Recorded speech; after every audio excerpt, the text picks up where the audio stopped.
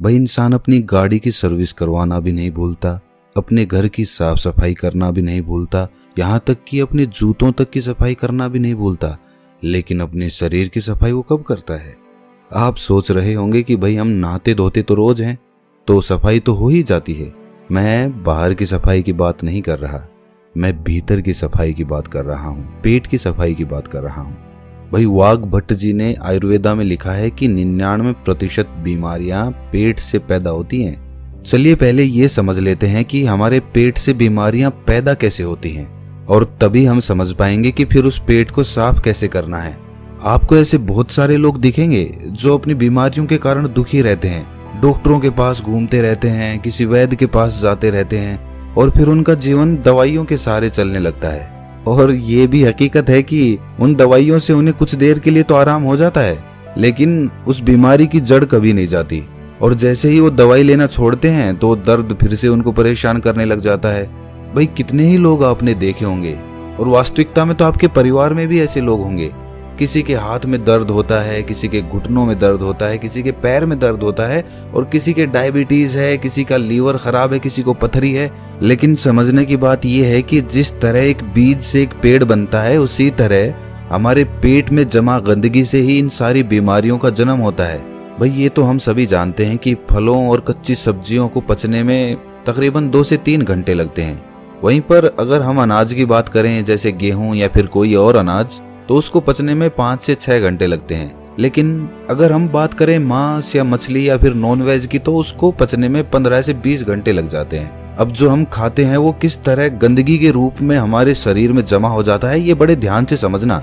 ये समझोगे तभी ये समझ पाओगे कि उस गंदगी को बाहर कैसे निकालना है। इससे मैं आपको आसान तरीके से एक उदाहरण के माध्यम से समझाता हूँ। मान लीजिए कि आप अपनी गाड़ी लेकर अपने घर से जाते हैं। रास्ते में गाड़ी सड़क पर चलती है, और कुछ दूर सड़क पर चलने के बाद सामने कीचड़ आ जाता है। अब जब कीचड़ में से गाड़ी होकर निकलेगी तो उसके टायर पे भी कीचड़ लगेगा, उसका टायर गंदा होगा। अब वो कीचड़ कुछ दूर बाद खत्म हो गया और आप फिर से सड़क पर आ गए। अब फिर से जब गाड़ी सड़क पर चलने लगेगी तो हो सकता है उसका कीचड़ हट जाए, लेकिन वो कीचड़ पूरी तरह से साफ नहीं होता, वो ऊपर ऊपर से साफ हो जाएगा। आप किसी चीज से साफ करेंगे तो भी वो ऊपर से ही साफ होगा, क्योंकि टायर पर जब हम देखते हैं तो उसमें लेयर्स बनी होती हैं, उसमें एक स्पेस बना होता है, एक जगह बनी होती है, और उसमें मिट्टी फंसी रहती है, कीचड़ भी उसी में फंसा रहता है। तो ऊपर से साफ करने पर वो ऊपर ऊपर से साफ होता है। उस टायर को पूरी तरह से साफ करने के लिए आपको तेज प्रेशर से उस पर पानी डालना होगा, तब उस बीच वाले स्पेस से वो मिट्टी निकल कर बाहर आएगी। लेकिन अगर हम हाई प्रेशर से उस पर पानी नहीं मारते हैं तो वो मिट्टी सालों सालों तक उसमें फंसी रहती है और टायर यूं ही चलता रहता है। उसी तरह जब हम कोई खाना खाते हैं तो पहले तो वो खाना हमारे मुंह में आता है, मुंह में हम उसे चबाते हैं, फिर वो हमारे पेट में पहुंचता है, जहां पर हमारी इंटेस्टाइन उसमें से रस लेती है, उसमें से जो भी न्यूट्रिशंस होते हैं उन्हें खींच लेती है, और उसके बाद उसे स्मॉल इंटेस्टाइन में भेज देती है, जहां से वो अपने रास्ते से बाहर आ जाता है। लेकिन हर प्रकार के खाने को पचने में अलग अलग समय लगता है, ये तो हमने सीख लिया, अभी पीछे बताया था। तो इससे पहले कि वो खाना पच पाता, हमारे इंटेस्टाइन उसमें से जरूरी न्यूट्रिएंट्स निकाल पाती, उससे पहले ही हम कुछ और खा लेते हैं। अब वो भी तो जाएगा, अब वो खाना जो हमने अभी खाया है वो भी इसी रास्ते से वहीं पर पहुंचेगा। तो अब जो खाना पहले से हमारे पेट में पड़ा हुआ है, जो पूरी तरह से हजम भी नहीं हुआ है, डाइजेस्ट नहीं हुआ है, वो अभी उस पर प्रेशर लगेगा। किसका? जो खाना हमने अभी खाया है उसका, क्योंकि वो भी तो उसी रास्ते से आगे जाने वाला है, और आगे तो जाम लगा पड़ा है। तो ये खाना उसको धक्का मारेगा और वो पुराना खाना बिना पूरी तरह से डाइजेस्ट हुए आगे निकल जाएगा।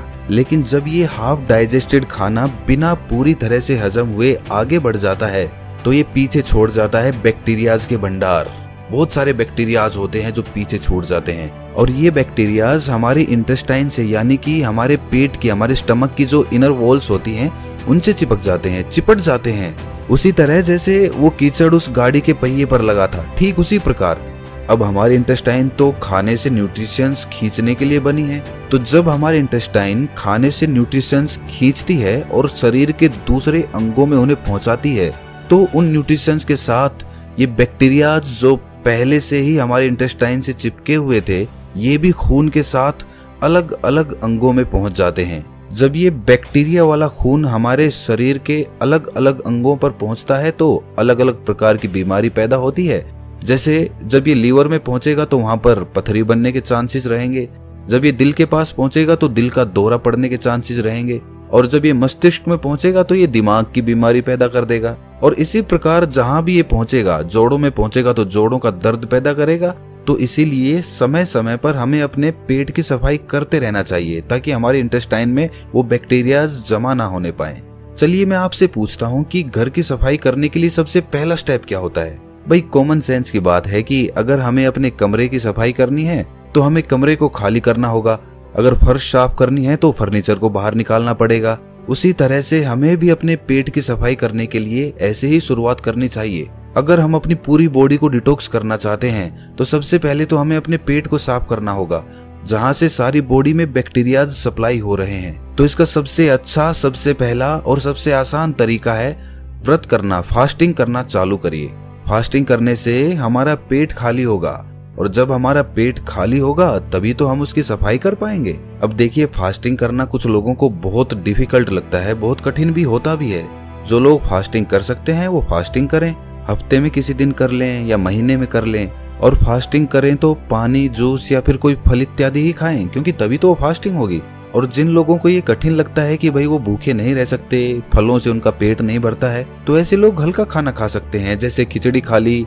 जब आप इस तरह का कोई व्रत करते हैं तो जाहिर सी बात है आपका पेट तो खाली ही रहेगा, और जब आपकी बॉडी को विटामिन या फिर न्यूट्रिएंट्स चाहिए होंगे तो वो आपके इंटेस्टाइन के पास इंफॉर्मेशन भेजेंगे कि भाई आगे न्यूट्रिशंस की जरूरत है, सप्लाई चाहिए, हमें जल्दी से दो।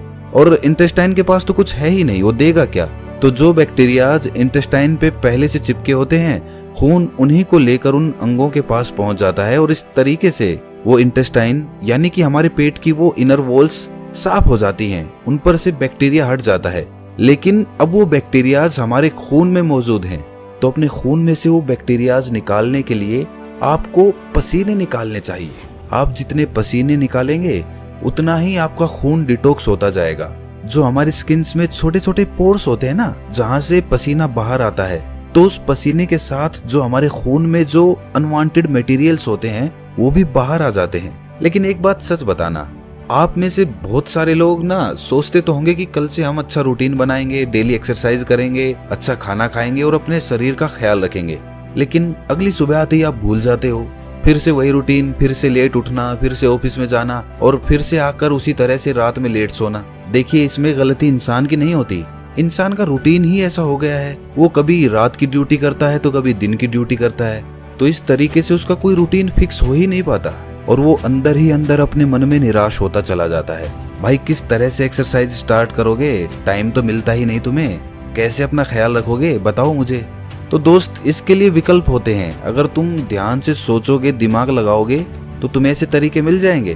भाई इसके लिए हमें जापान के लोगों से सीखना चाहिए। जापान के लोगों का भी शेड्यूल इसी तरह बिजी रहता है, उन्हें टाइम मिल ही नहीं पाता कि वो एक्सरसाइज करें। उस देश में भी ज्यादातर लोगों को टाइम मिल ही नहीं पाता कि वो एक्सरसाइज कर लें, इसीलिए वो अपने पास एक साइकिल रखते हैं। कहीं जाना हो इधर उधर, छोटी मोटी जगहों पे, ज्यादा दूर नहीं जाना हो, वहां पर वो अपनी साइकिल का इस्तेमाल करते हैं, वरना तो पब्लिक ट्रांसपोर्ट में या फिर खुद की कार से ट्रेवल करते हैं। ज्यादा दूर नहीं, लेकिन छोटी जगहों पे कुछ दूर जाने के लिए वहां तो हम साइकिल का इस्तेमाल कर सकते हैं।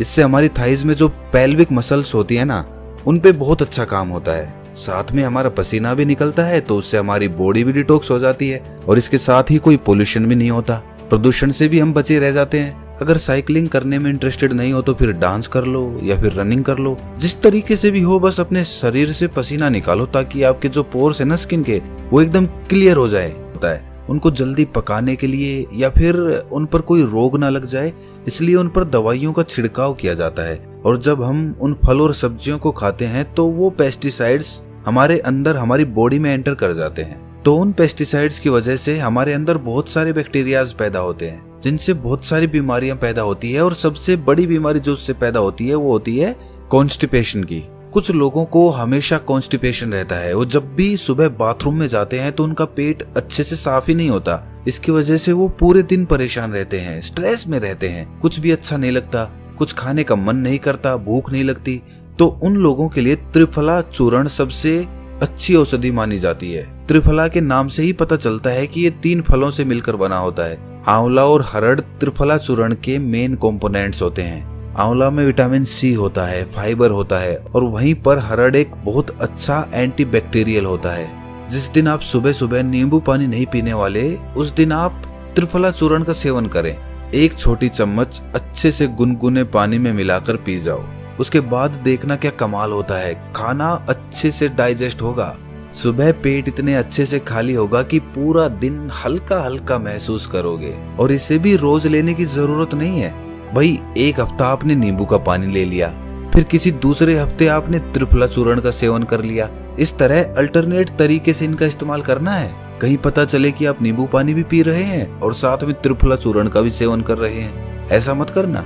अच्छा, एक राज की बात बताता हूँ। जो लोग अल्कोहल ज्यादा पीते हैं ना, उसकी वजह से उनकी बॉडी में एसिडिटी बढ़ जाती है। तो ये जो त्रिफला चूर्ण है, ये उस अल्कोहल के इफेक्ट को भी बहुत कम कर देता है। अच्छा देखिए, अगर आप पहले से कोई और दवाई ले रहे हैं तो त्रिफला चूर्ण को अवॉइड करना या फिर अपने डॉक्टर से कंसल्ट करके तभी लेना।